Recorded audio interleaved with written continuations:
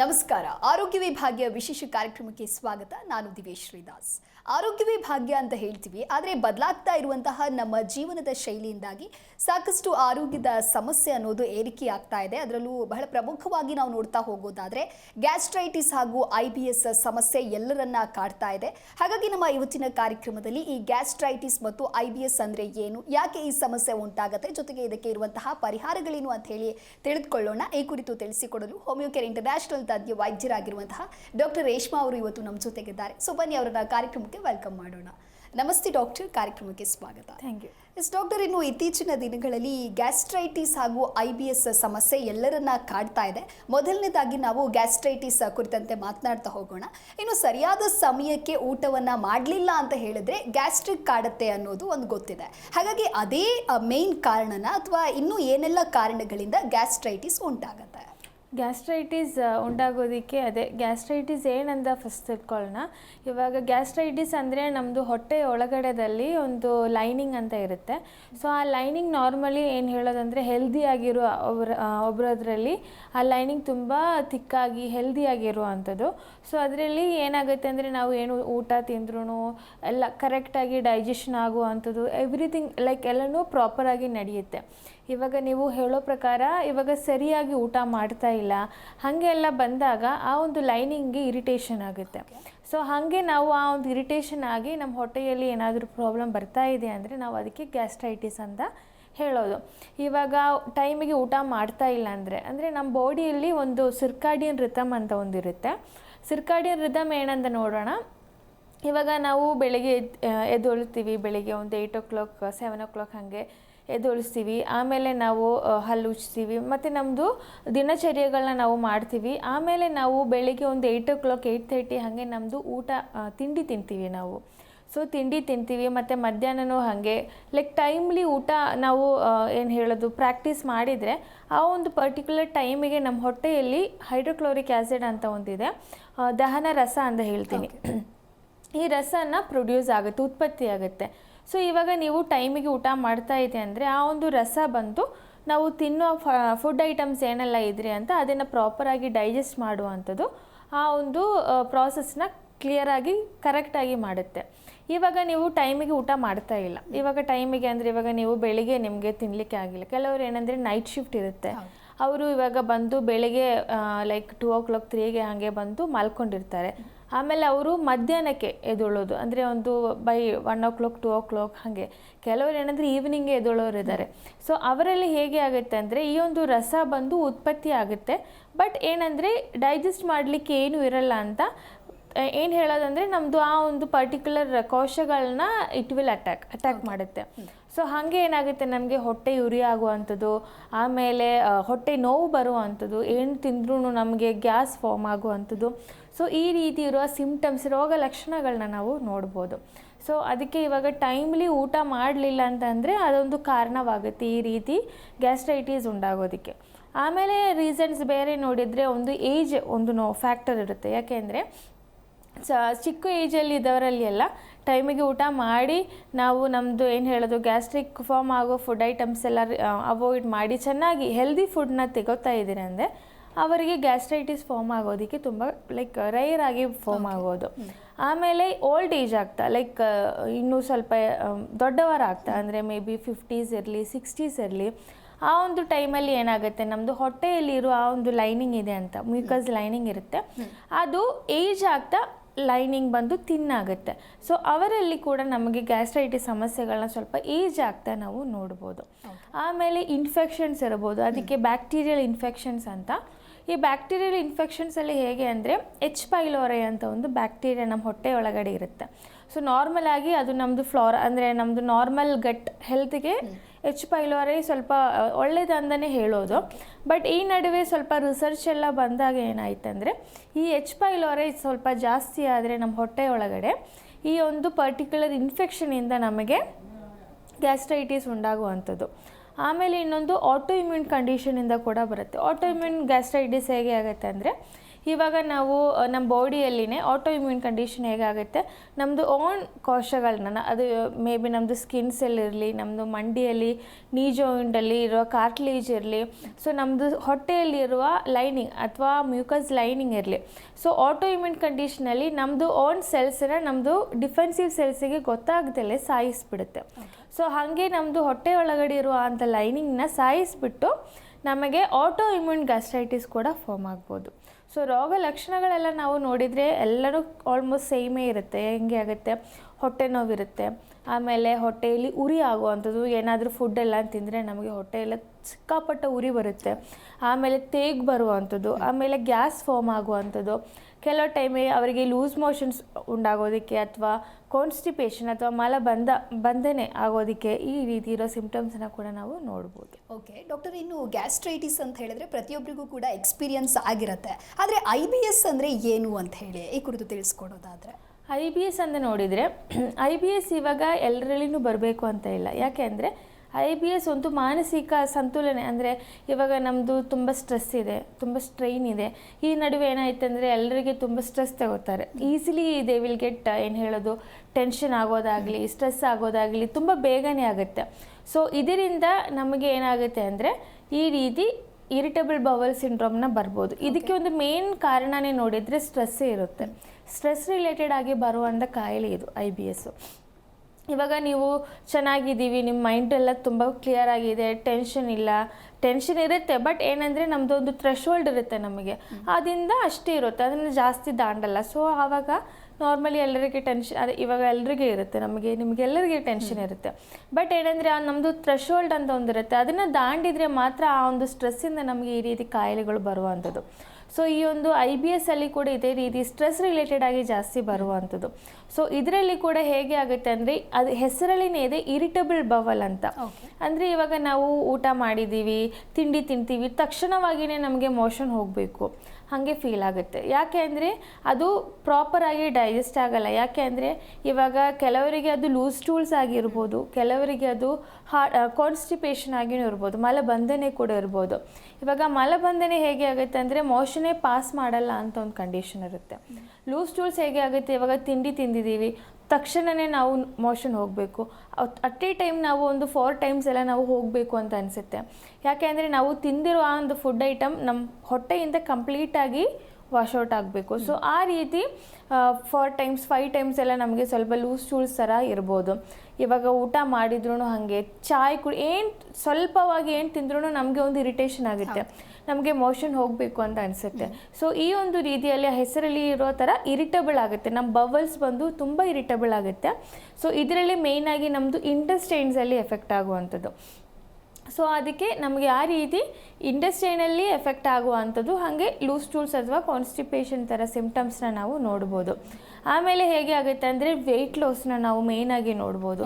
ಇವಾಗ ತುಂಬ ಚೆನ್ನಾಗಿ ಊಟ ಮಾಡಿದ್ರೂ ಅವರಿಗೆ ವೆಯ್ಟ್ ಲಾಸ್ ಆಗುತ್ತೆ, ವೆಯ್ಟ್ ಗೇನ್ನ ಏನೂ ಕಾಣಲ್ಲ, ಮೇ ಬಿ ಇರೋ ವೆಯ್ಟ್ ಕೂಡ ಕಡಿಮೆ ಆಗೋ ಥರ ಫೀಲ್ ಆಗುತ್ತೆ. ಆಮೇಲೆ ಏನಂದರೆ ಕೆಲವರಿಗೆ ಸ್ವಲ್ಪ ಮ್ಯೂಕಸ್ ಎಲ್ಲ ಪಾಸ್ ಆಗೋ ಥರ, ಅಂದರೆ ಫ್ಲೆಮ್ ಎಲ್ಲ ಸ್ಟೂಲಲ್ಲಿ ಪಾಸ್ ಮಾಡೋ ಥರ ಕಾಣ್ಬೋದು. ಆಮೇಲೆ ಕೆಲವರಿಗೆ ವಾಟ್ರಿ ಸ್ಟೂಲ್, ತುಂಬ ವಾಟ್ರಿ ಆಗಿರುವಂಥದ್ದು. ಆಮೇಲೆ ಸಿಕ್ಕಾಪಟ್ಟೆ ಹೊಟ್ಟೆ ನೋವು ಇಲ್ಲಿನೂ ಇರುತ್ತೆ. IBS ಅಲ್ಲಿ ಕೂಡ ತುಂಬ ಹೊಟ್ಟೆ ನೋವು ಇರುವಂಥದ್ದು. ಆಮೇಲೆ ನಮಗೆ ತಡಿಲಿಕ್ಕೆ ಆಗಲ್ಲ ಅಂತ ಒಂದು ರೀತಿ ಅರ್ಜು ಬರುತ್ತೆ ಮೋಷನ್ ಹೋಗಬೇಕು ಅಂತ. ಸೊ ಈ ರೀತಿ ಇರೋ ಸಿಂಪ್ಟಮ್ಸ್ನ ನಾವು IBS ಅಲ್ಲಿ ನೋಡ್ಬೋದು. ಓಕೆ ಡಾಕ್ಟರ್, ಈ ಕುರಿತು ಮತ್ತೆ ಮಾತನಾಡ್ತಾ ಹೋಗೋಣ. ಕಾಲರ್ ಒಬ್ರು ನೀಡಿದ್ದಾರೆ. ನಮಸ್ತೆ ಮಾ. ಹಲೋ ನಮಸ್ತೆ. ನಿಮ್ಮ ಹೆಸರು? ಲಕ್ಷ್ಮಿ ಅಂತ. ಓಕೆ, ಎಲ್ಲಿಂದ ಕರೆ ಮಾಡ್ತಾ ಇದ್ದೀರಾ? ಗದಗಿಂದ. ಓಕೆ, ಡಾಕ್ಟರ್ ಇದ್ದಾರೆ, ಮಾತನಾಡಿ. ಹಲೋ ನಮಸ್ತೆ ಮೇಡಮ್. ಹಲೋ ಲಕ್ಷ್ಮಿ, ಹೇಳಿ. ನಮಸ್ತೆ ಮೇಡಮ್. ನಮಸ್ತೆ ನಮಸ್ತೆ. ಅದೇ ನನ್ನ ಮಗನಿಗೆ ಸ್ವಲ್ಪ ಗ್ಯಾಸ್ಟ್ರಿಕ್ ಪ್ರಾಬ್ಲಮ್ ಭಾಳ ಆಗುತ್ತೆ.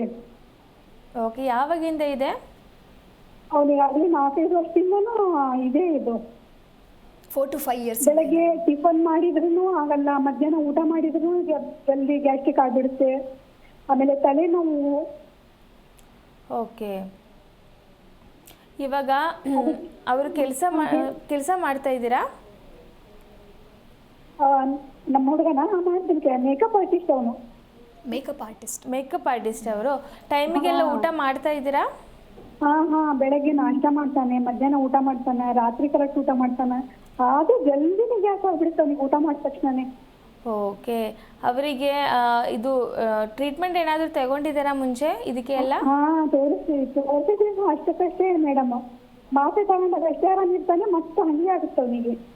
ಓಕೆ. ಇವಾಗ ಅವರಿಗೆ ಅದು ಹೇಳೋ ಪ್ರಕಾರ ಮೇ ಬಿ ಗ್ಯಾಸ್ಟ್ರೈಟಿಸ್ ಇರ್ಬೋದು, ಇಲ್ಲಾಂದರೆ IBS ಕೂಡ ಇರ್ಬೋದು. IBS ಅಂದರೆ ಈಗ ಊಟ ಮಾಡಿದ ತಕ್ಷಣವೇ ಮೋಷನ್ ಹೋಗಬೇಕು ಅಂತ ಅನಿಸುವಂಥದ್ದಲ್ಲ. ಓಕೆ, ಹಾಗೆಲ್ಲ ಆಗುತ್ತೆ. ಆಗುತ್ತೆ. ಸೊ ಅವರಿಗೆ IBS ವಾಮಿಟ್ ಆಗುತ್ತೆ ಅವನಿಗೆ. ಏನಂತ? ಜಾಸ್ತಿ ಆಯ್ತು ಅಂದ್ರೆ ವಾಮಿಟ್ ಆಗುತ್ತೆ, ತಲೆನೋವು ಜಾಸ್ತಿ ಆಗುತ್ತೆ. ಓಕೆ, ವಾಮಿಟಿಂಗ್ ಕೂಡ ಆಗುತ್ತೆ ತಲೆನೋವು ಜಾಸ್ತಿ ಆಗಿ. ಓಕೆ, ಅವರಿಗೆ ಏನಂದರೆ ಇದು IBS ಸಿಂಪ್ಟಮ್ಸ್ ಥರ ಕಾಣಿಸ್ತಾ ಇದೆ. ಸೊ ಅವರಿಗೆ ಟೆನ್ಷನ್ ಏನಾದರೂ ಇದೆಯಾ? ಅವರಿಗೆ ಸ್ಟ್ರೆಸ್ಸು ಏನಾದರೂ? ಏನಂತ? ಹಲೋ, ತುಂಬಾ ಟೆನ್ಷನ್ ಮಾಡ್ಕೊಂತಾನ. ತುಂಬ ಸ್ಟ್ರೆಸ್ ಇದೆಯಾ ಅವರಿಗೆ? ಇದೆ. ಹಾಂ, ಸ್ಟ್ರೆಸ್ಸಿಂದೆಲ್ಲ ಈ ರೀತಿ ಕಾಯಿಲೆಗಳನ್ನ ಬರುತ್ತೆ. ಸೊ ಏನು ಮಾಡಬೇಕಂದ್ರೆ ಅವರಿಗೆ ಪ್ರಾಪರ್ ಆಗಿರುವ ಟ್ರೀಟ್ಮೆಂಟ್ನ ತಗೋಬೇಕಾಗುತ್ತೆ. Hello, okay, thank you Lakshmi ಕರೆ ಮಾಡಿದ್ದಕ್ಕಾಗಿ. ಡಾಕ್ಟರ್, ಇನ್ನು ನಮ್ಮ ಇವತ್ತಿನ ಕಾರ್ಯಕ್ರಮದಲ್ಲಿ IBS ಹಾಗೂ ಗ್ಯಾಸ್ಟ್ರೈಟಿಸ್ ಕುರಿತಂತೆ ನಾವು ಮತ್ತಷ್ಟು ಮಾತನಾಡ್ತಾ ಹೋಗೋಣ. ಡಾಕ್ಟರ್, ಇನ್ನು ಹೇಳ್ತಾ ಇದ್ರಿ IBS ಆ್ಯಂಡ್ ಗ್ಯಾಸ್ಟ್ರೈಟಿಸ್ ಅಂತ ಬಂದಾಗ ಒಂದಕ್ಕೊಂದು ಇದು ಲಿಂಕ್ ಇರತ್ತಾ? ಇಫ್ ಲಿಂಕ್ ಇದ್ರೆ ಇದರಿಂದ ಯಾವ ರೀತಿಯ ಸಮಸ್ಯೆ ಕಾಡಬಹುದು? ಇವಾಗ ಗ್ಯಾಸ್ಟ್ರೈಟಿಸ್ ಮತ್ತು IBS ಲಿಂಕ್ ಇದೆಯಾ ಅಂತ ನೋಡಿದರೆ, ಅದೇ ಗ್ಯಾಸ್ಟ್ರೈಟಿಸ್ ಕೂಡ ನಮಗೆ ಸ್ಟ್ರೆಸ್ಸಿಂದ ಕೂಡ ಬರ್ಬೋದು. ಬಟ್ ಏನಂದರೆ IBS ಇದ್ದವರೆಗೆ ಗ್ಯಾಸ್ಟ್ರೈಟಿಸ್ ಬರಬೇಕು ಅಂತ ಇಲ್ಲ. ಯಾಕೆಂದರೆ IBS ನಾನು ಆಲ್ರೆಡಿ ಹೇಳೋ ಪ್ರಕಾರ ಇದೊಂದು ಸ್ಟ್ರೆಸ್ ರಿಲೇಟೆಡ್ ಇದೆ. ಬಟ್ ಗ್ಯಾಸ್ಟ್ರೈಟಿಸ್ ಇದ್ದವರಿಗೆ ಮೇ ಬಿ ಅದ್ರ ಜೊತೆ ಗ್ಯಾಸ್ಟ್ರೈಟಿಸಲ್ಲಿ ನಮಗೆ ಟೆನ್ಷನ್ ಬರುತ್ತೆ. ಓಕೆ, ನನಗೆ ಗ್ಯಾಸ್ಟ್ರೈಟಿಸ್ ಆಗಿದೆ, ಅಯ್ಯೋ ನಾನು ಏನು ಮಾಡಲಿ, ತುಂಬ ಜಾಸ್ತಿ ಆ ಒಂದು ಸ್ಟ್ರೆಸ್ಸಿಂದ ಮೇ ಬಿ ಅವರಿಗೆ IBS ಬರ್ಬೋದು. ಬಟ್ ವೈಸ್ ವರ್ಸ ಅಂದರೆ IBS ಇದ್ದವರಿಗೆ ಗ್ಯಾಸ್ಟ್ರೈಟಿಸ್ ಬರಬೇಕಂತಿಲ್ಲ. ಆಲ್ರೆಡಿ ಅವರಿಗೆ ಸ್ಟ್ರೆಸ್ ಇದ್ದಾಗಿಂದನೇ IBS ಇದು ಬಂದಿರೋದು. ಬಟ್ ಏನಂದರೆ ಸಿಮ್ಟಮ್ಸ್ನ ನಾವು ಆಲ್ಮೋಸ್ಟ್ ಸೇಮೇ ನೋಡ್ಬೋದು. ಅದೇ ಊತ, ಲೈಕ್ ಹೊಟ್ಟೆ ಉರಿ ಆಗುವಂಥದ್ದು, ಮತ್ತು ನೋವು ಆಗುವಂಥದ್ದು, ಆಮೇಲೆ ಲೂಸ್ ಟೂಲ್ಸ್ ಆಗುವಂಥದ್ದು ಅಥವಾ ಕಾನ್ಸ್ಟಿಪೇಷನ್, ಈ ರೀತಿ ಸಿಮ್ಟಮ್ಸ್ನ ಕೂಡ ನಾವು ನೋಡ್ಬೋದು. ಈವನ್ ಬ್ಲೋಟಿಂಗ್ ಕೂಡ IBS ಅಲ್ಲಿ ಕೂಡ ನಾವು ನೋಡ್ಬೋದು. ಸೊ ಅದಕ್ಕೆ ಏನಾಗುತ್ತೆ ಅಂದರೆ ಇವಾಗ ಅದೇ IBS ಅಂದರೆ ಒಂದು ಸ್ಟ್ರೆಸ್ ರಿಲೇಟೆಡ್ ಇರುತ್ತೆ. ಜಾಸ್ತಿ ಸ್ಟ್ರೆಸ್ ತಗೊಂಡ್ರೆ ಇವಾಗ ಪೇಷಂಟ್ ಅದು ಲಕ್ಷ್ಮಿ ಅವರದ್ದು ಹಸ್ಬೆಂಡ್ ಅಂತ ಅನಿಸುತ್ತೆ, ಅವರಿಗೇನೆ ಪ್ರಾಬ್ಲಮ್ ಇರುವಂಥದ್ದು. ಸೊ ಅವರಲ್ಲಿ ಏನಾಗಿದೆ ಅಂದರೆ ತುಂಬ ಸ್ಟ್ರೆಸ್ ಆಗಿದೆ. ಸೊ ಜಾಸ್ತಿ ಸ್ಟ್ರೆಸ್ ತಗೋತಾ ಏನಾಗುತ್ತೆ ಅಂದರೆ ಈ ರೀತಿ ಇರುವ ಸಮಸ್ಯೆಗಳನ್ನ ಸ್ವಲ್ಪ ಜಾಸ್ತಿಯಾಗಿ ನೋಡುವಂಥದ್ದು.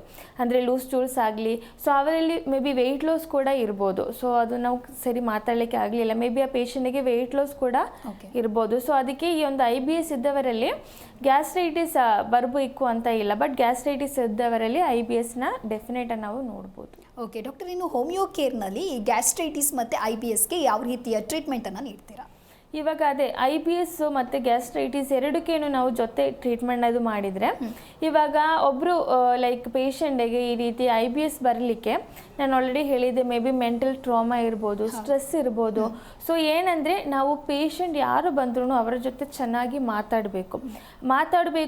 ಯಾಕೆ ಅಂದರೆ ಅವ್ರದ್ದು ಅದೇ ಆಲ್ರೆಡಿ ಅವರಿಗೆ ಇದರಲ್ಲಿ ಏನು ಹೇಳೋದು ಫ್ಯಾಕ್ಟರ್ಸ್ ಅಂದರೆ ಕಾಸೇಟಿವ್ ಫ್ಯಾಕ್ಟರ್ಸ್ ನೋಡಿದರೆ ಏನು ಸ್ಪೆಷಲ್ ಆಗಿ ಇಂಡಿಕೇಟ್ ಮಾಡಲಿಕ್ಕಿಲ್ಲ. ಮೇಯ್ನಾಗಿ ಸ್ಟ್ರೆಸ್ ಅಂತಲೇ ಇರೋದು. ಸೊ ಆ ಸ್ಟ್ರೆಸ್ ಯಾಕೆ ಅಂತ ನಾವು ತಿಳಿಬೇಕು, ಲೈಕ್ ಗೊತ್ತಾಗಬೇಕು. ಅವರು ಯಾಕೆ ಇಷ್ಟು ಜಾಸ್ತಿ ಟೆನ್ಷನ್ ತಗೋತೀರಾ ಅಂದರೆ ಆ ಪೇಷಂಟ್ ಜೊತೆ ನಾವು ಒಂದು 15-20 ಮಿನಿಟ್ಸ್ನ ಸ್ಪೆಂಡ್ ಮಾಡಿದರೆ ಕಂಪ್ಲೀಟ್ ಹಿಸ್ಟ್ರಿ ನಮಗೆ ಗೊತ್ತಾಗುತ್ತೆ. ಸೊ ಆ ಹಿಸ್ಟ್ರಿ ಗೊತ್ತಾದ ನಂತರ ನಮ್ಮದು ಟ್ರೀಟ್ಮೆಂಟ್ನ ನಾವು ಸ್ಟಾರ್ಟ್ ಮಾಡೋದು. ಸೊ ಟ್ರೀಟ್ಮೆಂಟ್ಸ್ ಹೇಗೆ ಸ್ಟಾರ್ಟ್ ಬರುತ್ತೆ ಅಂದರೆ ಅದೇ ಕಾನ್ಸ್ಟಿಟ್ಯೂಷನಲ್ ವೇ ಆಫ್ ಟ್ರೀಟ್ಮೆಂಟ್ ಇರುತ್ತೆ. ಸೊ ಅದರಲ್ಲಿ ಪೇಷಂಟ್ ಹಿಸ್ಟ್ರಿ ನಾವು ಅದಕ್ಕೆ ವೆರಿ ಇಂಪಾರ್ಟೆಂಟ್ ಆಗಿ ಹಿಸ್ಟ್ರಿ ಬೇಕಾಗುತ್ತೆ. ಸೊ ಹಿಸ್ಟ್ರಿನ ನಾವು ತಿಳ್ಕೊಂಡಾದ ನಂತರ ಅವರದ್ದು ಸಿಮ್ಟಮ್ಸ್ನ ಅನಲೈಸ್ ಮಾಡಬೇಕು. ಅವರದ್ದು ಹಿಸ್ಟ್ರಿ ನೋಡಿ ಅವರದ್ದು ಹ್ಯಾಬಿಟ್ಸ್ ಏನಾದರೂ ಇದೆಯಾ ಅಂತ, ಅಥವಾ ಆಲ್ಕೋಹಾಲ್ ಇದೆಯಾ, ಸ್ಮೋಕಿಂಗ್ ಮಾಡ್ತೀರಾ, ಆ ರೀತಿ ಹ್ಯಾಬಿಟ್ಸ್ನ ಕೂಡ ಅನಲೈಸ್ ಮಾಡಬೇಕು. ಆಮೇಲೆ ಇದೆಲ್ಲ ನಾವು ಪೂರ್ತಿಯಾಗಿ ಅನಲೈಸ್ ಮಾಡ್ತೀವಿ. ಅನಲೈಸ್ ಮಾಡಿ ಆದ ನಂತರ ಅವರಿಗೆ ಅಂತ ಟೈಲರ್ಡ್ ಆಗಿರುವಂಥ ಮೆಡಿಸಿನ್ಸ್ನ ನಾವು ಚೂಸ್ ಮಾಡ್ತೀವಿ. ಸೊ ಆ ಮೆಡಿಸಿನ್ಸಿಂದ ಅವರಿಗೆ ಎಕ್ಸಿಸ್ಟಿಂಗ್ ಇರುವ ಪ್ರಾಬ್ಲಮ್ ಅಂದರೆ IBS ಇರುವಂಥ ಕಂಡೀಷನ್ ಕೂಡ ಕ್ಲಿಯರ್ ಆಗುತ್ತೆ. ಜೊತೆಯಲ್ಲಿ ಅವ್ರದ್ದು ಮೆಂಟಲ್ ಹೆಲ್ತ್ ಕೂಡ ಇಂಪ್ರೂವ್ ಆಗುತ್ತೆ. ಸೊ ಆ ಪೇಷಂಟಿಗೆ ಏನಾಗುತ್ತೆ, ಆ patient will feel very is and comfortable. ಅಂದರೆ ಇವಾಗ ಅವ್ರದ್ದು ಹೊರಗಡೆ ಎಲ್ಲ ಹೋಗೋ ತುಂಬ ಟೆನ್ಷನ್ ಇರುತ್ತೆ, ಸ್ಟ್ರೆಸ್ ಇರುತ್ತೆ. ಅದರಲ್ಲಿ ಕೂಡ ಅವರಿಗೆ ಸ್ವಲ್ಪ ಕಂಟ್ರೋಲ್ ಬರುವಂಥದ್ದು. ಸೊ ಆ ಕಂಟ್ರೋಲ್ ಬಂದಾಗ ನ್ಯಾಚುರಲಿ ಅವ್ರದ್ದು IBS ಸಿಮ್ಟಮ್ಸ್ನ ನಾವು ಕಂಟ್ರೋಲ್ ಮಾಡ್ಬೋದು. ಇವಾಗ ಅದರ್ ಕನ್ವೆನ್ಷನಲ್ ವೇ ಆಫ್ ಟ್ರೀಟ್ಮೆಂಟಲ್ಲಿ ಎಲ್ಲ ಹೇಗೆ ನೋಡಿದರೆ ಅಂತೆ, ಇವಾಗ ಅದೇ ಲೂಸ್ ಸ್ಟೂಲ್ಸ್ ಆಗಿದೆ ಅಂದರೆ ಆ ಒಂದು ಪೆರಿಸ್ಟಾಲ್ಟಿಕ್ ಮೂಮೆಂಟ್ನ ಕಡಿಮೆ ಮಾಡಲಿಕ್ಕೆ, ಅಂದರೆ ಮೋಟಿಲಿಟಿ ಕಡಿಮೆ ಮಾಡಲಿಕ್ಕೆ ಮೆಡಿಸಿನ್ಸ್ನ ಕೊಡ್ತಾರೆ. ಸೊ ಆವಾಗ ಲೂಸ್ ಸ್ಟೂಲ್ಸ್ ಇರೋದನ್ನು ಸ್ವಲ್ಪ ಕಂಟ್ರೋಲ್ ಮಾಡಿ ಅವರದ್ದು ಮೋಷನ್ ಏನಂದರೆ ಸ್ವಲ್ಪ ಮೇ ಬಿ ಕಾನ್ಸ್ಟಿಪೇಷನ್ ಆಗಿರುತ್ತೆ, ಮೇ ಬಿ ಸ್ವಲ್ಪ ಹಾರ್ಡಾಗಿ ಮೋಷನ್ ಬರುವಂಥ ಚಾನ್ಸಸ್ ಇರುತ್ತೆ. ಬಟ್ ಅದರಲ್ಲಿ ಆ ಒಂದು ಕಂಡೀಷನ್ನ ವಾಸಿ ಮಾಡ್ತಾ ಇಲ್ಲ.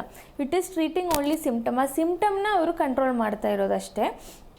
ನಾವು ಏನಂದರೆ ಸಿಮ್ಟಮ್ನ ಕಂಟ್ರೋಲ್ ಮಾಡ್ತೀವಿ, ಜೊತೆಯಲ್ಲಿ ಆ ಒಂದು ಎಕ್ಸಿಸ್ಟಿಂಗ್ ಕಂಡೀಷನ್ ಕೂಡ ನಾವು ವಾಸಿ ಮಾಡಿಕೊಡ್ತೀವಿ.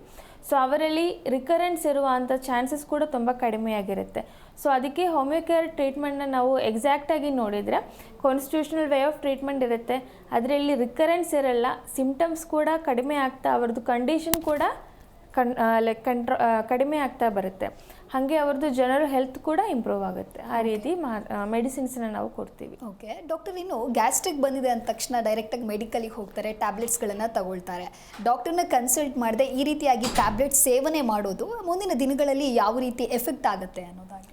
ಇವಾಗ ಹೇಗೆ ಆಗುತ್ತೆ ಅಂದರೆ, ಇವಾಗ ಟ್ರೀಟ್ಮೆಂಟ್ ನಾವು ಮಾಡುವಾಗ ಕರೆಕ್ಟಾಗಿ ಮೆಡಿಸಿನ್ಸ್ನ ನಾವು ತಗೊಂಡ್ರೆ ಇದು ವಿತೌಟ್ ಡಾಕ್ಟರ್ ಪ್ರಿಸ್ಕ್ರಿಪ್ಷನಿಂದ ನಾವು ಇವಾಗ ಎಲ್ಲರೂ ಅದೇ ನಾವು ಮಾಡೋದು, ಫಾರ್ಮಸಿಯಲ್ಲಿ ಹೋಗಿ ತಗೊಳ್ಳೋದು. ಬಟ್ ಅದರಿಂದ ಹೇಗೆ ಆಗುತ್ತೆ ಅಂದರೆ ಆ ಮೆಡಿಸಿನ್ಸ್ ಅವರಿಗೆ ಕರೆಕ್ಟಾಗಿ ಎಫೆಕ್ಟ್ ಆಗ್ಬೋದು. ಬಟ್ ಏನಂದರೆ ಆ ಒಂದು symptoms may be for the time being symptoms may be ಕಡಿಮೆ ಇರುತ್ತೆ. ಬಟ್ ಏನಂದರೆ ಅದರದ್ದು ಪ್ಯಾಥಾಲಜಿಕಲ್ ಚೇಂಜ್ ಏನಾದರೂ ಇದ್ದರೆ ಅದೆಲ್ಲ ತುಂಬ ಅಡ್ವಾನ್ಸ್ ಆಗಿ ಹೋಗುತ್ತೆ, ಪ್ರೋಗ್ನೋಸಿಸ್ ತುಂಬ ವರ್ಸ್ಟ್ ಆಗುತ್ತೆ. ಸೊ ಹಾಗೆ ಎಲ್ಲ ಮೆಡಿಸಿನಲ್ಲಿ ತುಂಬ ಮಿಸ್ಮ್ಯಾನೇಜ್ ಮಾಡ್ಕೊಂಡು ಬಂದಿರೋ ಕೇಸಸ್ ಸುಮಾರಾಗಿರುತ್ತೆ. ಸೊ ಅದರಲ್ಲಿ ನಾವೇನು ಹೇಳ್ತೀವಿ ಅಂದರೆ, ಮೆಡಿಸಿನ್ ತಗೋತೀವಿ ಅಂದರೆ ಡಾಕ್ಟರ್ ಪ್ರಿಸ್ಕ್ರಿಪ್ಷನಿಂದನೇ ತಗೊಳ್ಳಿ. ಸೊ ದ್ಯಾಟ್ ಎಕ್ಸಾಕ್ಟ್ ಡೋಸ್ ಇರುತ್ತೆ, ಆಮೇಲೆ ಟೈಮಿಂಗ್ಸ್ ಇರುತ್ತೆ, ಎಷ್ಟು ತಗೋಬೇಕು ಅಂತ. ಇವಾಗ ಸ್ವಲ್ಪ ಶೀತ ಆದರೂ ಕೂಡ ಹೊರಗಡೆ ಹೋಗಿ ಮೆಡಿಸಿನ್ಸ್ನ ಹಾಕ್ತಾ ಇರುತ್ತೆ. ಆ ಮೆಡಿಸಿನ್ಸದು ಡೋಸ್ ಗೊತ್ತಾಗ್ದಲೇ ಅವರು ಮೇ ಬಿ ಒಂದೇ ಟ್ಯಾಬ್ಲೆಟ್ನ 3-4 ಟೈಮ್ಸ್ ಕೂಡ ತಗೋತಾ ನೋಡಿದ್ದೀವಿ. ಸೊ ಅದಕ್ಕೆ ಡಾಕ್ಟರ್ ಪ್ರಿಸ್ಕ್ರಿಪ್ಷನಿಂದ ಮೆಡಿಸಿನ್ಸ್ನ ನೀವು ಹಾಕಿದರೆ ಮೇ ಬಿ ಅದರದ್ದು ಡ್ಯಾಮೇಜ್ ನೀವು ತಗೊಳ್ಳೋ ಅಷ್ಟು ಡ್ಯಾಮೇಜ್ ಬರಲ್ಲ. ಓಕೆ. ಸೊ ಅದಕ್ಕೆ ಡಾಕ್ಟರ್ ಪ್ರಿಸ್ಕ್ರಿಪ್ಷನಿಂದನೇ ಮೆಡಿಸಿನ್ಸ್ ಹಾಕಿ. ಮತ್ತು ಏನಂದರೆ ನಿಮಗೆ ಇದಕ್ಕೆ IBS ಆಗಲಿ, ಗ್ಯಾಸ್ಟ್ರೈಟಿಸ್ ಆಗಲಿ, ಇದಕ್ಕೆಲ್ಲ ಒಳ್ಳೆಯದಾಗಿರುವ ಟ್ರೀಟ್ಮೆಂಟ್ ನಿಮ್ಮ ಬಾಡಿಗೆ ಹಾರ್ಮ್ ಮಾಡ್ದಲ್ಲೇ ಸಿಗ್ತಾ ಇದೆ ಅಂದರೆ ಅದನ್ನು ಸೀಕ್ ಮಾಡಿ ಅಂತ ನಾನು ಹೇಳ್ತೀನಿ.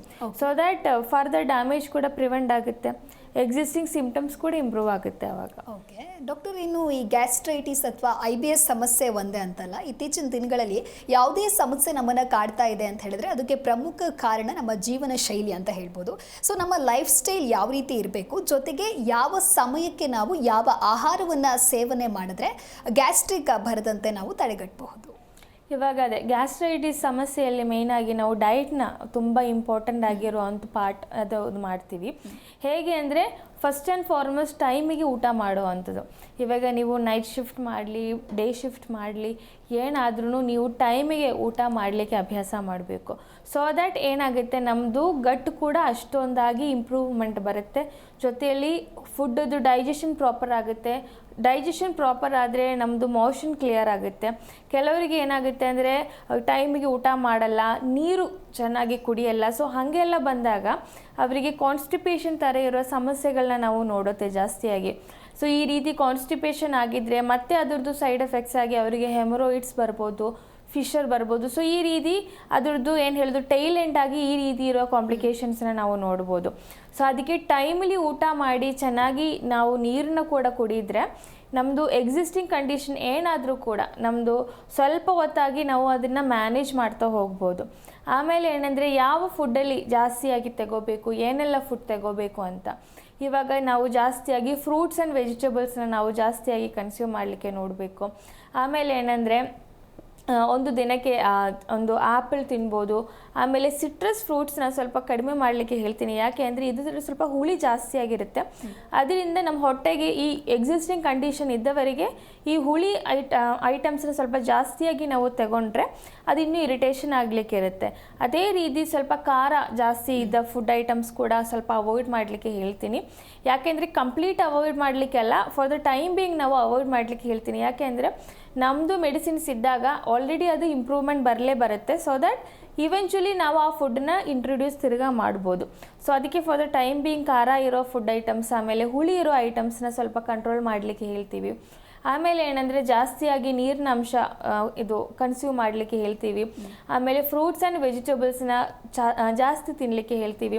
ಆಮೇಲೆ ಫ್ರೂಟ್ಸ್ ಎಲ್ಲ ನೋಡಿದರೆ ಆಪಲ್ ಚೆನ್ನಾಗಿ ತಗೊಳ್ಳಿಕ್ಕೆ ಹೇಳ್ತೀವಿ. ಆಮೇಲೆ ಏನಂದರೆ ಗ್ರೇಪು ಈ ರೀತಿ ಅದೇ ಹುಳಿಯಲ್ಲಿ ಗ್ರೇಪ್ಸ್ ಇರಲಿ, ಆಮೇಲೆ ಆರೆಂಜ್ ಇರಲಿ, ಲೆಮನೇಡ್ ಇರಲಿ, ಲೆಮನ್ ಇರಲಿ, ಇದೆಲ್ಲ ಸ್ವಲ್ಪ ಕಂಟ್ರೋಲ್ ಮಾಡಿ. ಆಮೇಲೆ ಬೈ ದ ಟೈಮ್ ಏನಂದರೆ ಸ್ವಲ್ಪ ಬನಾನಾ, ಅದರಲ್ಲಿ ತುಂಬ ಪೊಟ್ಯಾಷಿಯಮ್ ಒಳ್ಳೆಯದಾಗಿರುತ್ತೆ. ಸೊ ಅದು ನಮ್ಮದು ಹೆಲ್ತಿಗೆ ತುಂಬ ಒಳ್ಳೆಯದಾಗುತ್ತೆ, ಈವನ್ ಗಟ್ ಹೆಲ್ತ್ಗೆ ಕೂಡ. ಸೊ ದಿನಕ್ಕೆ ಒಂದು ಬನಾನಾ ತಿನ್ನೋದು ತುಂಬ ಉತ್ತಮವಾಗುತ್ತೆ. ಆಮೇಲೆ ಏನಂದರೆ ಡಯಾಬಿಟಿಕ್ ಇದ್ದವರಲ್ಲಿ ಈ ರೀತಿ ಫ್ರೂಟ್ಸ್ ಐಟಮ್ ಜಾಸ್ತಿ ತಗೊಳ್ಳಿಕ್ಕೆ ಆಗಲ್ಲ, ಈವನ್ ಬನಾನಾ ಕೂಡ. ಆವಾಗ ಏನಂದರೆ ಅದಕ್ಕೆ ಇದು ರಾಬಸ್ಟಾ ಬನಾನಾ ಅಂತ ಒಂದು ಬರುತ್ತೆ ಗ್ರೀನ್ ಕಲರ್ದು. ಸೊ ಆ ಒಂದು ಬನಾನಾನ ನೀವು ಕನ್ಸ್ಯೂಮ್ ಮಾಡ್ಬೋದು. ಆಮೇಲೆ ಏನಂದರೆ ಅದೇ ಮೇಯ್ನಾಗಿ ಟೈಮಿಗೆ ಊಟ ಮಾಡುವಂಥದ್ದು. ಆಮೇಲೆ ಹ್ಯಾಬಿಟ್ಸ್ ಏನಾದರೂ ಇದೆಯಾ ಅಂದರೆ ಇವಾಗ ಸ್ಮೋಕಿಂಗ್ ಇರಲಿ, ಆಲ್ಕೋಹಾಲ್ ಇರಲಿ, ಸೊ ಇದೆಲ್ಲ ಸ್ವಲ್ಪ ಕಂಟ್ರೋಲ್ ಮಾಡಲಿಕ್ಕೆ ಅವಾಯ್ಡ್ ಮಾಡಲಿಕ್ಕೆ ಹೇಳ್ತೀನಿ. ಮತ್ತು ಏನಂದರೆ ಇದು ಅದರ್ ಶುಗರ್ ಆ್ಯಡೆಡ್ ಡ್ರಿಂಕ್ಸ್ ಬರುತ್ತೆ, ಬೆವರೇಜಸ್ ಬರುತ್ತೆ, ಆ ಒಂದು ಕಾರ್ಬನೇಟೆಡ್ ಡ್ರಿಂಕ್ಸನ್ನ ಸ್ವಲ್ಪ ಕಂಟ್ರೋಲ್ ಮಾಡಲಿಕ್ಕೆ ಹೇಳ್ತೀವಿ. ಅದು ಇವಾಗ ಅದೇ IT ಫೀಲ್ಡಲ್ಲೆಲ್ಲ ಕೆಲಸ ಮಾಡೋರು ಸ್ವಲ್ಪ ಜಾಸ್ತಿಯಾಗಿ ಇದನ್ನು ಕುಡಿಯುತ್ತು ನೋಡಿದ್ದೀವಿ. ಸೊ ಅದಕ್ಕೆ ಆ ಒಂದು ಬೆವರೇಜಸ್ನ ಸ್ವಲ್ಪ ಅವಾಯ್ಡ್ ಮಾಡಲಿಕ್ಕೆ ಹೇಳ್ತೀವಿ. ಆಮೇಲೆ ಏನಂದರೆ ಇವಾಗ ಗ್ಯಾಸ್ಟ್ರೈಟಿಸ್ ಆಗಿರಲಿ, ಅದನ್ನು ಪ್ರಿವೆಂಟ್ ಮಾಡಲಿಕ್ಕೆ ಅಂತ ಕೆಲವರು ಮಾಡ್ತಾ ಇರೋದು ಏನಂದರೆ ಶುಂಠಿ ಜಾಸ್ತಿಯಾಗಿ ನೀರಿಗೆ, ಬಿಸಿ ನೀರಿಗೆ ಹಾಕಿ ಕುಡಿತಾ ಇರೋದಂದ್ರೆ. ರೀಸೆಂಟಾಗಿ ನನಗೇನು ಒಂದು ಪೇಷಂಟ್ ಇತ್ತು, ಮೊದಲು ಕೋವಿಡ್ ಟೈಮಲ್ಲಿ ಇದು ಪ್ರಿವೆಂಟ್ ಮಾಡಲಿಕ್ಕೆ ಈ ಒಂದು ಶುಂಠಿ ನೀರನ್ನ ಕುಡಿದ ಒಳ್ಳೇದಿತ್ತು ಅಂತ. ಸೊ ಅಷ್ಟುವರೆಗೂ that patient was very like gastritis ಇರಲಿ ಏನು ತೊಂದರೆ ಇರಲಿಲ್ಲ. ಇದನ್ನು ಕಂಟಿನ್ಯೂಸ್ ಆಗಿ ಅವರು ಅಂತೂ ತಿಂಗಳನ್ನ ಈ ರೀತಿ ಕಂಟಿನ್ಯೂ ತಗೋತಾ ಏನಾಯಿತು ಅವರದು ಗಟ್ ಹೆಲ್ತ್ ತುಂಬ ಹಾಳಾಯಿತು. ಆಮೇಲೆ ಇವಾಗ ಆ ಪೇಷಂಟ್ ಗ್ಯಾಸ್ಟ್ರೈಟಿಸ್ ಮೆಡಿಸಿನ್ಸ್ನ ತಗೋತಾ ಇದ್ದಾರೆ. ಸೊ ಅಷ್ಟೊಂದು ಚೇಂಜಸ್ ಬರ್ಬೋದು. ಸೊ ಅದಕ್ಕೆ ಈ ಶುಂಠಿನ ಜಾಸ್ತಿಯಾಗಿ ತಗೊಳ್ಳೋದನ್ನು ಕೂಡ ಕಂಟ್ರೋಲ್ ಮಾಡಿ. ಬಟ್ ಏನಂದರೆ ಶುಂಠಿನ ನೀವು ತಗೋಬೋದು, ಬಟ್ ಸ್ವಲ್ಪ ಮಿತವಾಗಿ ತಗೊಳ್ಳಿಕ್ಕೆ ಹೇಳ್ತೀವಿ. ಓಕೆ, ಇನ್ನು ಗ್ಯಾಸ್ಟ್ರಿಕ್ ಬಂದಿದೆ ಅಂತ ಹೇಳಿದ್ರೆ ಅದೇನು ಲೈಫ್ ಟೈಮ್ ಇರುತ್ತಾ, ಅಥವಾ ಸರಿಯಾದ ಸಮಯಕ್ಕೆ ನಾವು ಚಿಕಿತ್ಸೆಯನ್ನು ಪಡೆದುಕೊಂಡ್ರೆ ಅದರಿಂದ ನಾವು ಗುಣಮುಖರಾಗ್ಬೋದಾ ಡಾಕ್ಟರ್? ಖಂಡಿತವಾಗಿ ಗುಣಮುಖರಾಗ್ಬೋದು. ಹೇಗೆ ಅಂದರೆ ಅದೇ ಟೈಮಿಗೆ ಊಟ ಮಾಡೋ ಮಾತ್ರ ಅಲ್ಲ, ಇರೋ ಕಂಡೀಷನ್ ಕೂಡ ಇಂಪ್ರೂವ್ ಮಾಡಲಿಕ್ಕೆ ಮೆಡಿಸಿನ್ಸಿನ ಹೆಲ್ಪ್ ತಗೊಂಡ್ರೆ ಖಂಡಿತವಾಗಿ ನೀವು ಇದನ್ನು ಏನು ಹೇಳೋದು ಮುಂದಿನ ಲೈಫಲ್ಲಿ ಅಂದರೆ ಲೈಫ್ ಮುಂದುವರಿಯುವಾಗ ಈ ರೀತಿಯ ಸಮಸ್ಯೆಗಳೇನು ನಿಮಗೆ ಇರಲ್ಲ. ಕಂಪ್ಲೀಟಾಗಿ ಏನು ಹೇಳೋದು ರಿವರ್ಸ್ ಆಗುತ್ತೆ, ಜೊತೆಯಲ್ಲಿ ಕಂಪ್ಲೀಟ್ ಇಂಪ್ರೂವ್ಮೆಂಟ್ ಕೂಡ ನಿಮಗೆ ಬರುತ್ತೆ. ಓಕೆ ಡಾಕ್ಟರ್, ಇನ್ನು ಸಾಕಷ್ಟು ಜನಕ್ಕೆ ಗ್ಯಾಸ್ಟ್ರಿಕ್ ಅಂತ ಹೇಳಿ ಗೊತ್ತಾಗ್ತಾ ಹೋಗೋದಿಲ್ಲ. ಸೊ ಸ್ಟಾರ್ಟಿಂಗ್ ಡೇಸ್ನಲ್ಲಿ ತುಂಬ ನೆಗ್ಲೆಕ್ಟ್ ಮಾಡ್ತಾ ಹೋಗ್ತಾರೆ.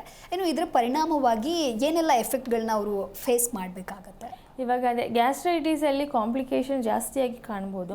ಹೇಗೆ ಅಂದರೆ ಗ್ಯಾಸ್ಟ್ರೈಟಿಸ್ ಅಂದರೆ ಈ ಒಂದು ಆ್ಯಸಿಡಿಕ್ ಆಗಿ ಇರುವ ಹೊಟ್ಟೆಯಲ್ಲಿ ತುಂಬವಾಗಿ ಇರುವ ಪ್ರಾಬ್ಲಮ್ಸ್ ಕ್ರಿಯೇಟ್ ಮಾಡೋದು. ಸೊ ಅದರಲ್ಲಿ ನಮಗೆ ಪೆರ್ಫೊರೇಷನ್ಸ್ ಇರ್ಬೋದು. ಪೆರ್ಫೊರೇಷನ್ ಅಂದರೆ ನಮ್ಮದು ಸ್ಟಮಕ್ಕದು ಲೈನಿಂಗಲ್ಲಿ ತುಂಬ ಗಾಯ ಬರುವಂಥದ್ದು, ಅಲ್ಸರ್ ಬರುವಂಥದ್ದು. ಆಮೇಲೆ ಈ ಅಲ್ಸರ್ ಏನಾಗುತ್ತೆ, ವಾಸಿ ಆಗಲಿಲ್ಲ ಅಂದರೆ ಈ ಅಲ್ಸರ್ ಮತ್ತು ಪೆರ್ಫೊರೇಷನ್ ಅಥವಾ ಹೋಳಾಗೋದಕ್ಕೆ ಚಾನ್ಸಸ್ ಆಗುತ್ತೆ. ಹಾಗೆ ನಮ್ಮದು ಹೊಟ್ಟೆಯಲ್ಲಿರೋ ಲೈಕ್ ಫುಡ್ ಐಟಮ್ಸ್ ಇರಲಿ ಅದೆಲ್ಲ, ಮತ್ತು ಈ ಸ್ವಲ್ಪವಾಗಿ ಪೆರಿಟೋನಿಯಮ್ ಅಂತ ಇರುತ್ತೆ, ನಮ್ಮದು ಹೊಟ್ಟೆ ಔಟ್ಸೈಡ್ ಒಂದು ಕವರಿಂಗ್ ಥರ ಇರುತ್ತೆ. ಸೊ ಅದಕ್ಕೆ ಹೋಗುವಂಥದ್ದು. ಆಮೇಲೆ ನಮಗೆ ಹೊಟ್ಟೆಯಲ್ಲಿ ಇನ್ಫೆಕ್ಷನ್ಸ್ ಬರೋ ಚಾನ್ಸಸ್ ಎಲ್ಲ ಇರುತ್ತೆ. ಸೊ ಅದಕ್ಕೆ ಸ್ವಲ್ಪವಾದ್ರೂ ಗ್ಯಾಸ್ಟ್ರಿಕ್ ಸಮಸ್ಯೆಗಳನ್ನ ನೀವು ಕಾಣ್ತಾ ಇದೆ ಅಂದರೆ ಬೇಗನೆ ಅದಕ್ಕೆ ಮೆಡಿಸಿನ್ಸ್ನ ತಗೊಳ್ಳಿ. ಎಂಡ್ವರೆಗೂ ವೆಯ್ಟ್ ಮಾಡಿ ಕಾಂಪ್ಲಿಕೇಶನ್ಸ್ ಮಾಡೋ ಬದಲು ಫಸ್ಟಿಂದ ಮೆಡಿಸಿನ್ಸ್ ಮಾಡಿದರೆ ಈ ರೀತಿ ಇರೋ ಕಾಂಪ್ಲಿಕೇಶನ್ಸ್ನೆಲ್ಲ ಎಂಡ್ ಆಗಲ್ಲ. ಅಲ್ಸರೆಲ್ಲ ಬಂದರೆ ತುಂಬ ಕಷ್ಟವಾಗುತ್ತೆ ಅದು ಹೀಲ್ ಆಗೋದಕ್ಕೆ. ಸೊ ಅದಕ್ಕೆ ಇರೋ ಮಾತ್ರೆಗಳನ್ನೂ ಕೂಡ ಡಿಫ್ರೆಂಟ್ ಆಗುತ್ತೆ. ಸೊ ಅದಕ್ಕೆ ಈ ರೀತಿ ಕಾಂಪ್ಲಿಕೇಶನ್ಸ್ ಮಾಡೋದನ್ನು ನಾವು ಖಂಡಿತವಾಗಿ ಪ್ರಿವೆಂಟ್ ಮಾಡ್ಬೋದು. ಓಕೆ ಡಾಕ್ಟರ್, ಇನ್ನು ಇತ್ತೀಚಿನ ದಿನಗಳಲ್ಲಿ ಮಕ್ಕಳಲ್ಲಿಯೂ ಕೂಡ ನಾವು ಗ್ಯಾಸ್ಟ್ರಿಕ್ ಸಮಸ್ಯೆಯನ್ನು ನೋಡ್ತಾ ಇದ್ದೀವಿ. ಸೊ ಇದಕ್ಕೆ ನಿಮ್ಮಲ್ಲಿ ಯಾವ ರೀತಿಯಾಗಿ ಟ್ರೀಟ್ಮೆಂಟನ್ನು ನೀವು ಕೊಡ್ತೀರಾ? ಜೊತೆಗೆ ಯಾವ ಕಾರಣದಿಂದ ಇತ್ತೀಚಿನ ದಿನಗಳಲ್ಲಿ ಮಕ್ಕಳನ್ನು ಈ ಗ್ಯಾಸ್ಟ್ರಿಕ್ ಸಮಸ್ಯೆ ಕಾಡ್ತಾ ಇದೆ? ಮಕ್ಕಳಲ್ಲಿ ಗ್ಯಾಸ್ಟ್ರಿಕ್ ಸಮಸ್ಯೆ ಯಾಕೆ ಬರುತ್ತೆ ಅಂದರೆ mainly because of their life style, ಅವ್ರದ್ದು ಫುಡ್ ಹ್ಯಾಬಿಟ್ಸು. ಯಾಕೆಂದರೆ ಇವಾಗ ಮಕ್ಕಳು ತುಂಬ ಏನು ಹೇಳೋದು ಇದರಿಂದ ನನಗೆ ಅದು ಬೇಕು, ನನಗೆ ಇದು ಬೇಕು, ಈವನ್ ನಮಗೆ ಗೊತ್ತು ಅದು ಕೊಟ್ಟರೆ ಅವರಿಗೆ ಚೆನ್ನಾಗಿರಲ್ಲ, ಹೊಟ್ಟೆಗೆ ಚೆನ್ನಾಗಿರಲ್ಲ. ಬಟ್ ವಿತ್ ಲವ್ ಏನಂದರೆ ನಾವು ಅದನ್ನು ಪ್ರೊವೈಡ್ ಮಾಡ್ತೀವಿ. ಸೊ ಆ ಒಂದು ಪರ್ಟಿಕ್ಯುಲರ್ ಫುಡ್ ಏನಾದರೂ ಇರಲಿ, ಇವಾಗ ಅದೇ ನಾನು ಹೇಳೋ ಪ್ರಕಾರ ಬೆವರೇಜಸ್ ಇರಲಿ, ಅಂದರೆ ಕಾರ್ಬೊನೇಟೆಡ್ ಡ್ರಿಂಕ್ಸ್ ಇರಲಿ ಅಥವಾ ಪಿಜ್ಜಾ ಇರಲಿ, ಹ್ಯಾಂಬರ್ಗರ್ಸ್ ಇರಲಿ, ಸೊ ಇದರಲ್ಲಿ ಎಲ್ಲ ಇರುವ ಫುಡ್ ಐಟಮ್ಸಲ್ಲಿ ಇರುವ ಕಂಟೆಂಟ್ಸ್ ಬಂದು ನಮ್ಮ ಹೊಟ್ಟೆಗೆ ಚೆನ್ನಾಗಿರಲ್ಲ. ಈವನ್ ಅದಕ್ಕೆ ಚಿಕ್ಕ ಮಕ್ಕಳಿಗೆ ಕೂಡ ಗ್ಯಾಸ್ಟ್ರಿಕ್ ಸಮಸ್ಯೆಗಳನ್ನ ನಾವು ಕಾಣೋದು. ಸೊ ಅದಕ್ಕೆ ವಿತ್ ಲವ್ ನೀವು ಏನಂದರೆ ಅವ್ರಿಗೆ ಹೇಳೋದೇ ಕೊಡಬೇಕು ಅಂತ ಇಲ್ಲ, ಅವರಿಗೆ ಲವ್ವಲ್ಲಿ ನಾವು ಅವರಿಗೆ ಜಾಸ್ತಿ ಲವ್ ಕೊಟ್ಟು ಅವರಿಗೆ ತಿನ್ನಲಿಕ್ಕೆ ಆಗುವಂಥ ಫುಡ್ ಐಟಮ್ಸ್ನ, ಹೆಲ್ದಿಯಾಗಿರೋ ಫುಡ್ ಐಟಮ್ಸ್ನ ನಾವು ಕೊಟ್ಟು ಆ ಒಂದು ಗ್ಯಾಸ್ಟ್ರೈಟಿಸ್ನ ನಾವು ಪ್ರಿವೆಂಟ್ ಮಾಡ್ಬೋದು. ಜೊತೆಯಲ್ಲಿ ಟ್ರೀಟ್ಮೆಂಟ್ ಕೂಡ ಹಾಗೆ ಇರುತ್ತೆ, ಯಾಕೆ ಅಂದರೆ ಅವರಿಗೆ ಇದು ಫುಡ್ಡಿಂದ ಬಂದಿರೋದು. ಸೊ ಅದಕ್ಕೆ ನಾವು ಅದನ್ನು ಕರೆಕ್ಟ್ ಮಾಡಿ ಅವ್ರದ್ದು ಗಟ್ ಹೆಲ್ತ್ ಇಂಪ್ರೂವ್ ಮಾಡೋ ಥರ ಮೆಡಿಸಿನ್ಸನ್ನ ಕೊಡ್ತೀವಿ. So that the baby will be completely fine ಇರುತ್ತೆ. ಓಕೆ ಡಾಕ್ಟರ್, ಇನ್ನು ನಮ್ಮ ಇವತ್ತಿನ ಕಾರ್ಯಕ್ರಮಕ್ಕೆ ಆಗಮಿಸಿ IBS ಆ್ಯಂಡ್ ಗ್ಯಾಸ್ಟ್ರೈಟಿಸ್ ಕುರಿತಂತೆ ಸಂಪೂರ್ಣ ಮಾಹಿತಿಯನ್ನು ತಿಳಿಸ್ಕೊಟ್ಟಿದ್ದೀರಾ. ಥ್ಯಾಂಕ್ ಯು ಡಾಕ್ಟರ್, ಕಾರ್ಯಕ್ರಮಕ್ಕೆ ಆಗಮಿಸಿದ್ದಕ್ಕೆ. Thank you. ಎಸ್, ನೋಡಿದ್ರಲ್ವಾ ವೀಕ್ಷಕರೇ, ನಮ್ಮ ಇವತ್ತಿನ ಕಾರ್ಯಕ್ರಮದಲ್ಲಿ IBS ಅಂದರೆ ಏನು, ಗ್ಯಾಸ್ಟ್ರೈಟಿಸ್ ಅಂದರೆ ಏನು, ಯಾಕೆ ಈ ಸಮಸ್ಯೆ ಬರುತ್ತೆ, ಜೊತೆಗೆ ಇದಕ್ಕೆ ಇರುವಂತಹ ಪರಿಹಾರಗಳೇನು ಅಂತ ಹೇಳಿ ಡಾಕ್ಟರ್ ನಿಮಗೆ ತಿಳಿಸ್ಕೊಟ್ಟಿದ್ದಾರೆ. ನೀವು ಕೂಡ ನಿಮ್ಮಲ್ಲಿಯೂ ಈ ಸಮಸ್ಯೆ ಕಾಡ್ತಾ ಇದೆ ಅಂತ ಹೇಳಿದ್ರೆ ನಿಮ್ಮ TV ಸ್ಕ್ರೀನ್ ಮೇಲೆ ಲಭ್ಯವಾಗ್ತಾ ಇರುವಂತಹ ಈ ಸಂಖ್ಯೆಗೆ ಕರೆ ಮಾಡ್ಬೋದು, ಡಾಕ್ಟರ್ ಜೊತೆಗೆ ಮಾತನಾಡ್ಬೋದು, ಭೇಟಿ ಆಗ್ಬೋದು, ಹಾಗೂ ನಿಮ್ಮ ಸಮಸ್ಯೆಗೆ ಸೂಕ್ತ ಪರಿಹಾರವನ್ನು ಕಂಡುಕೊಳ್ಬಹುದು ಅಂತ ಹೇಳ್ತಾ ನೋಡ್ತಾ ಇರಿ ಜಿ ಕನ್ನಡ ನ್ಯೂಸ್, ಸತ್ಯವೇ ಸುದ್ದಿಯ ಜೀವಾಳ. ವಾಸಿಯಾಗದ ಆರೋಗ್ಯ ಸಮಸ್ಯೆ ನಿಮ್ಮನ್ನ ಕಾಡ್ತಿದೆಯಾ? ಹಾಗಿದ್ರೆ ಚಿಂತೆ ಬಿಡಿ, ನಮ್ಮ ಹೋಮಿಯೋ ಕೇರ್ಗೆ ಬನ್ನಿ. ಹೋಮಿಯೋ ಕೇರ್ ಇಂಟರ್ನ್ಯಾಷನಲ್ ಹಲವು ಆರೋಗ್ಯ ಸಮಸ್ಯೆಗಳಿಗೆ ಸಿಗಲಿದೆ ಸೂಕ್ತ ಪರಿಹಾರ. ನೇರ ಭೇಟಿಗೆ ಸಂಪರ್ಕಿಸಿ 9550001133 1800 10811212.